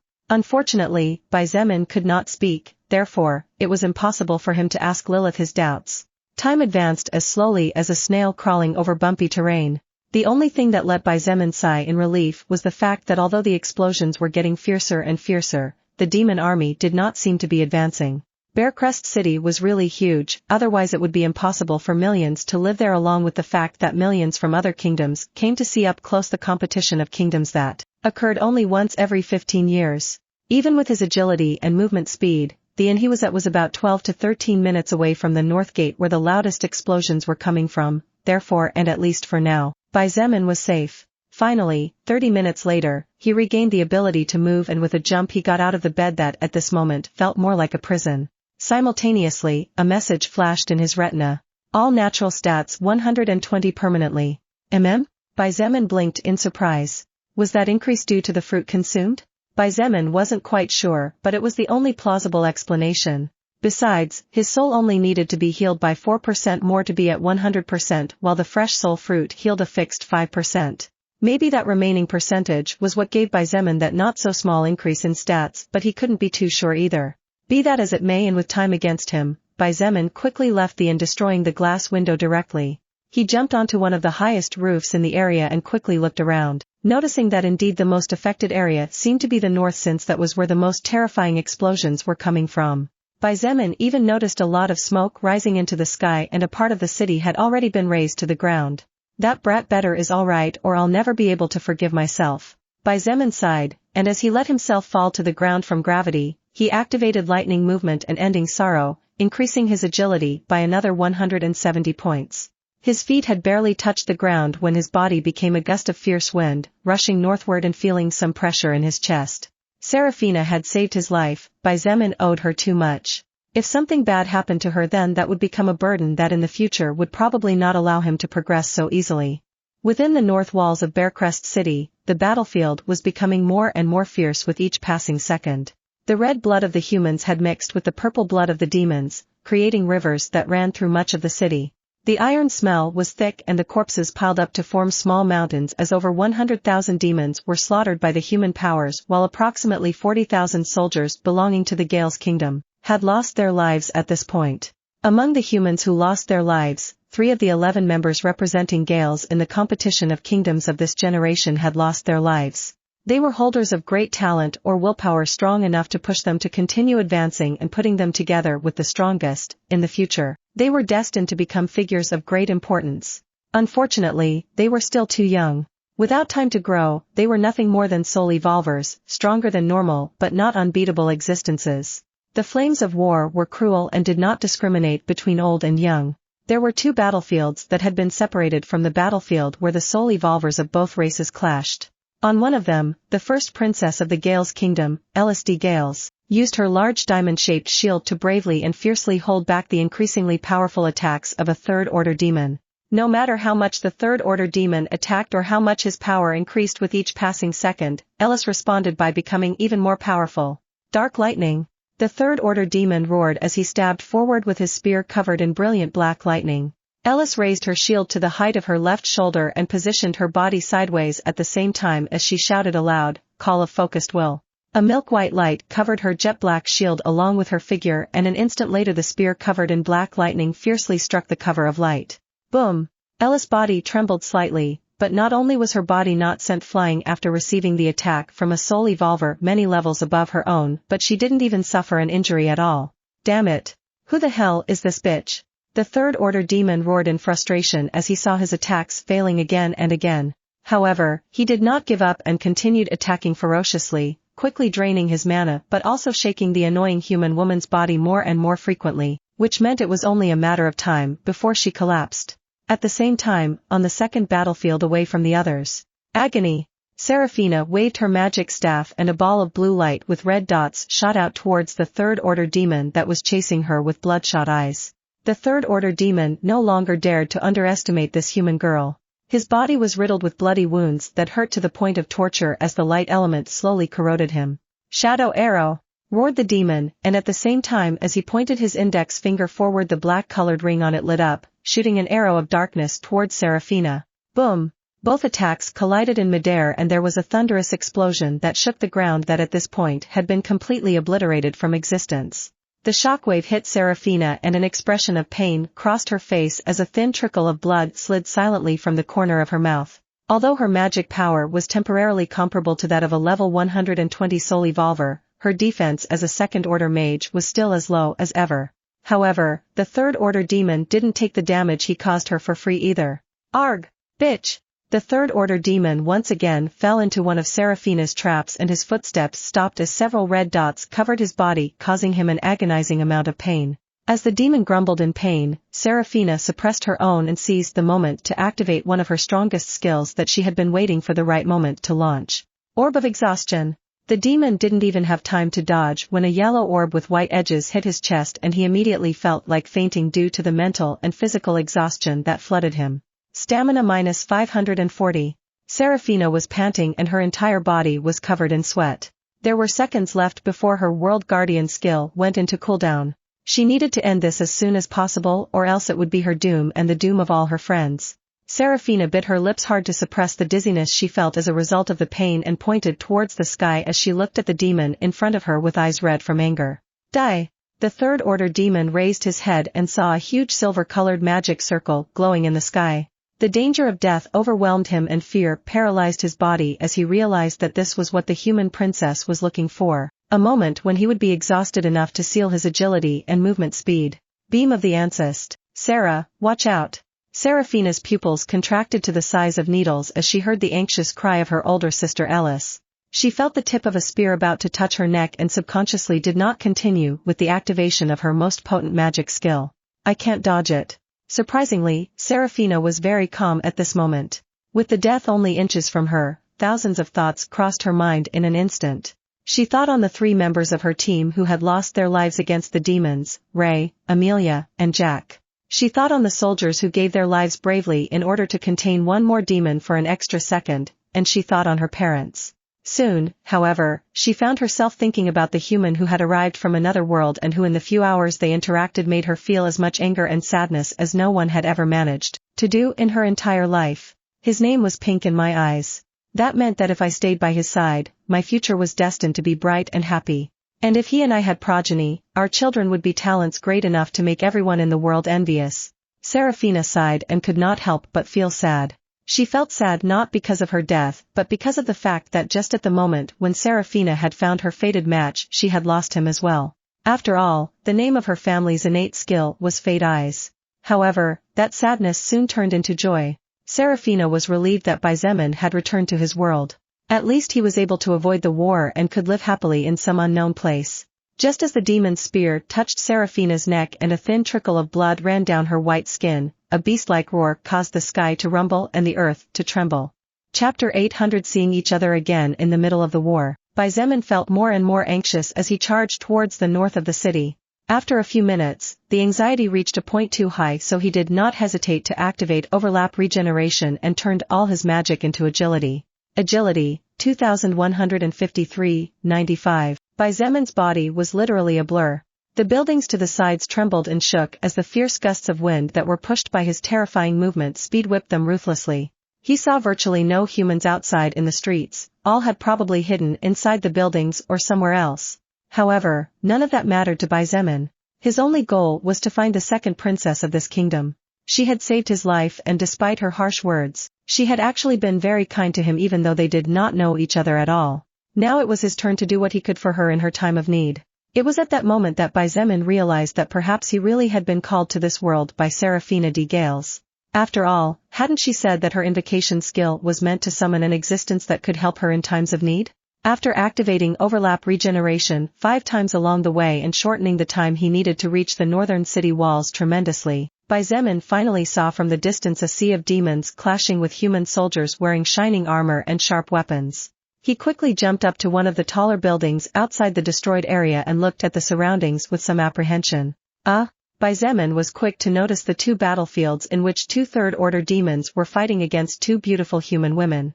A sigh of relief flew out of his mouth when he saw that Seraphina was fine.